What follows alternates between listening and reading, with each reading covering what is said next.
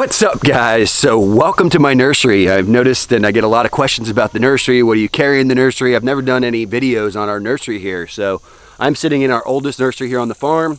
I've been here for about 6 years, and something I'm gonna tell you guys right now, I am getting ready to start shipping plants again. So we're working on the online store. I just literally finished an entire inventory here for the farm. We have about 17,000 plants in stock. I've kind of gotten a little crazy.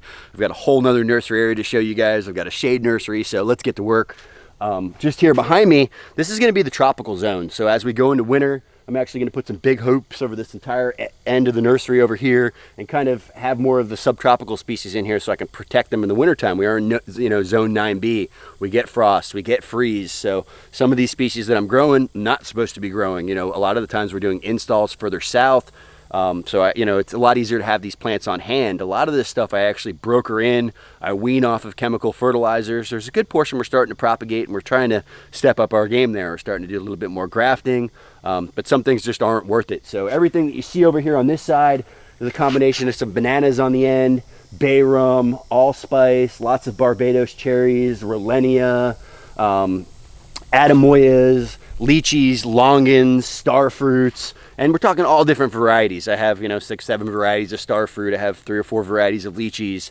As we move over to this side, I have maybe 8 to 10 varieties of mulberries. I have some loquats coming up as seedlings that we're going to use as rootstock. There's peaches, there's plums, there's pears. I even have some eucalyptus trees over there. We have a lot of the perennials and herbs here along the front. Very, very kind of entailed nursery. I'll show you guys just a few more things growing on around here. I even have a special variety of rose. A good friend of mine, shout out to my buddy John Starnes. He's a epic rose collector. This is a Florida cracker variety. It doesn't have any nematode problems. It seems to bloom a lot. Probably one of the best roses here for Florida, so not everything we grow is edible. Pete, how do you maintain all these plants? Well, I don't maintain all these plants by myself. I have 2 awesome nursery girls. Katerina, who had been with me, had come back, and her daughter Selena actually works with us now. So they pull the weeds, they propagate, they maintain, they keep this place looking pretty because I don't have time for it. So these are giant milkweeds, these are Brooksville Guavas, these are parlor maple hibiscus, pigeon pea, coral honeysuckle, blue porterweed. I have a yellow variety of the Montingia strawberry tree. I have the red one over there. Stokes aster, all different types of plants. I could go on for days. A lot of the things are for bringing in, beneficial insects, predatory insects, just flowering species. I don't grow any really just plain ornamental stuff, but everything does have a purpose in the system. These are Brooksville Guavas. These are all nitrogen fixing trees. This is a spiderweb. These are all herbs, some cotton. This is an edible leaf mulberry, really good for forage. That's the Thai dwarf mulberry. We've got the world's best. We've got the Pakistani, we got the Peruvian, we got the white, we got the lavender, we got the regular everbearing. Mulberries for days, like I said, lots of different varieties. This is our hoop house. I'm gonna make a video on this here very soon. Realistically, or just in Florida in general, greenhouses, there's not a lot of use for a greenhouse in the summertime. This is really just to keep the water off with our heavy monsoonal rains from washing out these trays during propagation. I don't have to close this up to build humidity. We're obviously very hot here, so greenhouse video coming soon, don't worry about that.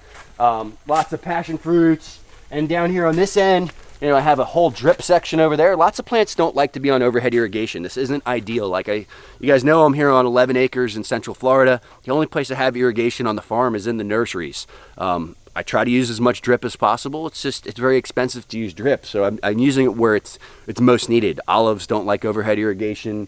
Avocados don't like overhead irrigation. Geppetto Cabos don't like overhead irrigation.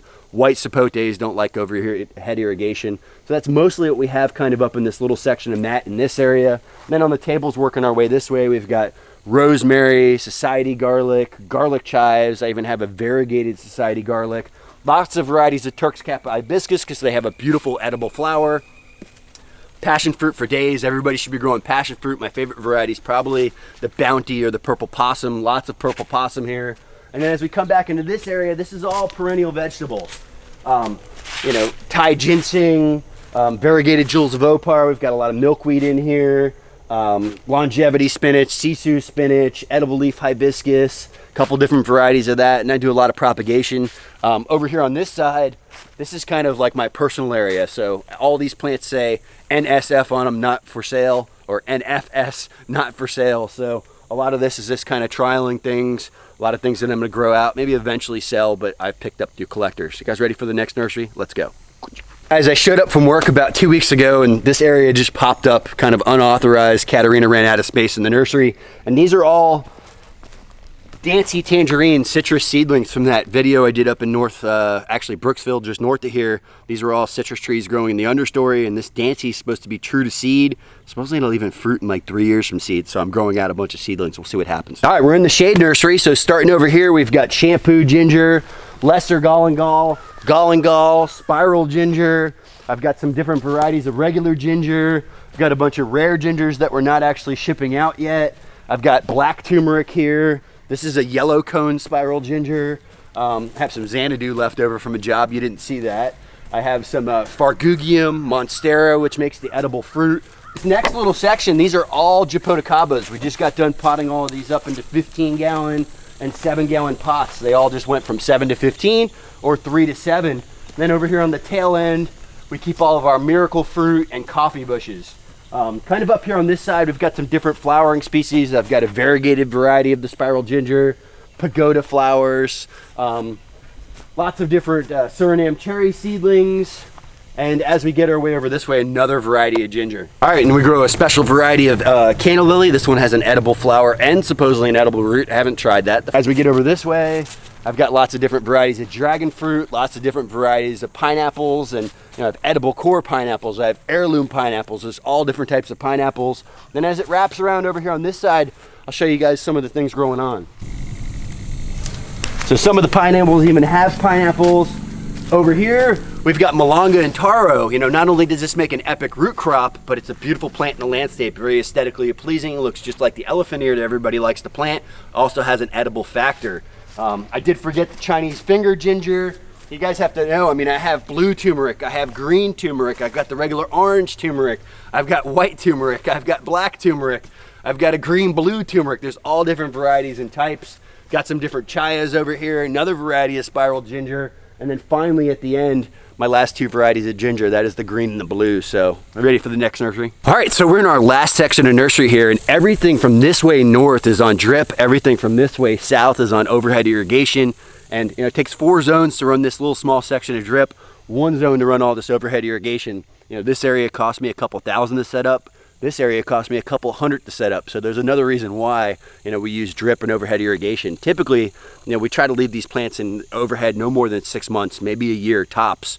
At that point, they get discounted, and we try to move them fast and constantly just replenish this with new plants. So over here behind me, we've got all different types of heirloom varieties of sugarcane, ones that I've collected, not quite ready for sale yet. I have a sweet variety that's actually a Louisiana sweet I got from my buddy Luke. That one is available. All different types of clumping grasses. We've got mealy grass, we've got vetiver grass, we've got Fakahatchee grass, we've got lemongrass.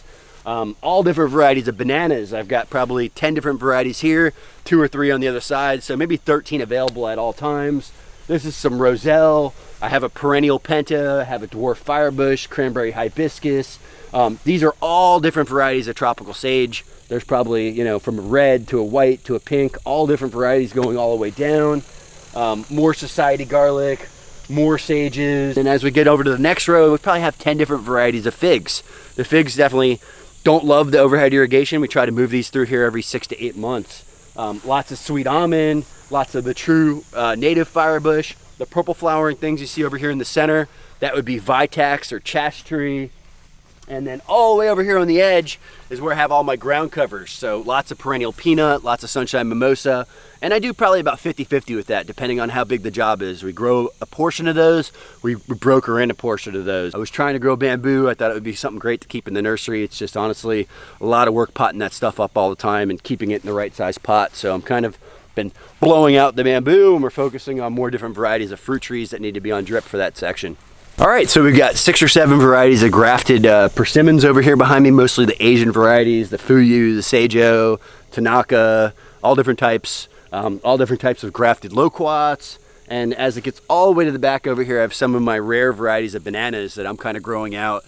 Trial here. If I like them, maybe we'll end up, you know, starting to sell those down the road in the future. So you're like, Pete, you showed us all these epic plants. You showed us your nursery. How do we get this stuff? So just so you guys know, I don't have an actual retail location. We hope to be offering online shipping here again in the next 2 weeks. So that's coming very soon. I offer delivery, and then I do allow pickup on larger orders by appointment only. So drop me an email. Maybe I can help you out with the pickup.